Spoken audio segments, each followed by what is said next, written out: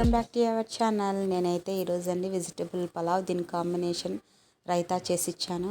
అదే అండి పెరుగు పచ్చడి చేస్తాను. పెరుగు పచ్చడి నిజంగా చాలా బాగుంటుంది కదా, నాన్ వెజ్లోకి బెస్ట్ కాంబినేషను.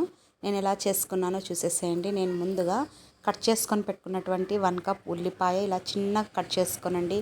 అలాగే కీరా ముక్కలు అలాగే 1 కప్ తీసుకొని ఇలాగా కట్ చేసుకోనండి. నేను ఇక్కడ 2 కప్స్ చిక్కటి పెరుగు తీసుకుంటున్నానండి. ఈ చిక్కటి పెరుగు ఉండాలి, అది గమనించండి. తగినంత సాల్ట్ వేసుకొని మొదటగా అంతా ఇలాగా కలిపేసుకోనండి. తర్వాత హాఫ్ టీ గ్లాస్ అంత వాటర్ వేసుకొని ఈ కన్సిస్టెన్సీలో కలుపుకొని గార్నిష్ చేసేసుకోనండి కొత్తిమీరతో.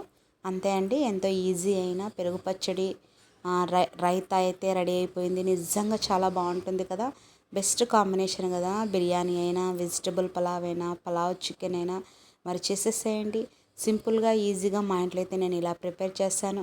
మరి మీకు నచ్చినట్లయితే లైక్ చేయండి, షేర్ చేయండి. పెరుగు పచ్చడి ఎలా వచ్చిందో కమెంట్ చేయండి, సపోర్ట్ చేయండి.